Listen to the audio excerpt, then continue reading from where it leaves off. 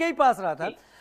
जो अभी राणा जी ने कहा, उन्होंने बड़ा स्पष्ट कहा, ये परंपरा चली आ रही हो कोई मायने नहीं रखता, लोकतंत्र में हक है, सामने आने की, अपना उम्मीदवार उतारने का हक है, और उसमें कुछ गलत भी नहीं है। इससे पता भी चल जाएगा, इससे संदेश भी जाएगा।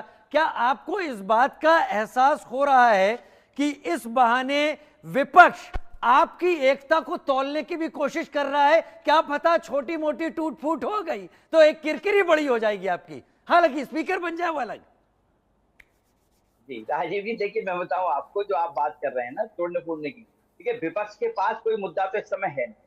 ठीक है, बात सही कही आपने, लोकतांत्रिक देश है, विश्व का सबसे बड़ा लोकतांत्रिक देश हमारा भारत देश है। यहाँ पे हर किसी को कहने की अपनी आजादी है, कोई भी अपनी मन की बात कह सकता है, कोई भी चुनाव लड़ सकता है, कोई भी प्रधानमंत्री के लिए, राष्ट्रपति के लिए आवेदन कर सकता है चुनाव लड़ने के लिए। ठीक है, लेकिन एक बात आप ये समझिए ना, कोई भी यदि बात होती है, कोई व्यवस्था अगर बनाई जाती है, तो उस व्यवस्था के कुछ नियम होते हैं, कानून होते हैं, उसके आधार पर ही तो आप काम कर सकते हैं। या आपने अपना कानून लाने की कोशिश करेंगे, या अपना संविधान लाने की कोशिश करेंगे वहां पर।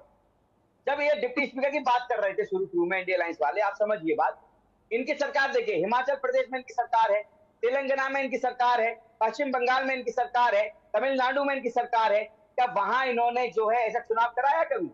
क्या वहां डिप्टी स्पीकर इन्होंने विपक्ष का बनाया है कभी? क्यों नहीं बनाया भाई? यहाँ इनको डिप्टी जो स्पीकर है वो विपक्ष का चाहिए।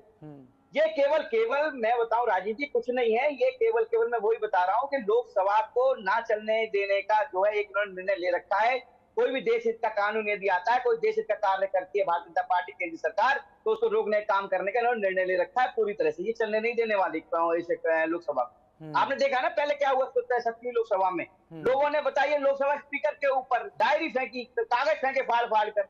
ये कहाँ का नियम है भाई? ये कौन सा संविधान कहता है, कौन सा लोकतांत्रिक नियम बताता है कि भाई आप जो है लोकसभा स्पीकर के ऊपर जो किताबें फेंक के, डायरी फेंक के, फाड़ कर गाली गलौज करिए, टेबल पर खड़े होकर नंगा नाच करिए?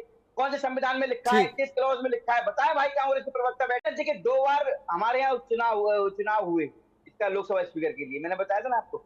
1996 में हुआ, 1952 में। 1952 में क्या हुआ था? क्योंकि पहली लोकसभा थी, उसलिए उसमें चुनाव किया गया था कि भाई लोकसभा स्पीकर का चुनाव किया जाए। उसमें भी जो सत्ता पक्ष था उसको सबसे ज्यादा वोट मिले।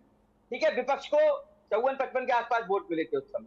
ठीक है, इसी तरह से 1976 की मैंने बताया आपको, 1976 में चुनाव हुआ दोबारा लोकसभा स्पीकर का। वो इसलिए हुआ आपातकाल के समय में था, कांग्रेस का जो वो किया गया, जो कुकर्म था, आपातकाल जो लगाया गया था, उसकी वजह से 1 साल बढ़ा दिया गया था लोकसभा का, इसीलिए जो है उसमें चुनाव हुआ था। उसमें भी सत्ता पक्ष को ज्यादा मिला। आज तीसरी बार हो रहा है चुनाव, तो आज भी सत्ता पक्ष को ही इसमें समर्थन मिलेगा। और रही बात टूट फूट की जो बात चल रही है, मैं आपको बता सकता हूं गारंटी के साथ कि जो इंडिया अलायंस के कुछ लोग हैं वो भी सत्ता पक्ष को ही वोटिंग करेंगे आज, आप देख लीजिए। मैं आ रहा हूं संजय जी, आ रहा हूं, मैंने देख लिया आपको। लेकिन मेरे साथ इस वक्त वरुण जी भी इस वक्त जुड़े हुए हैं।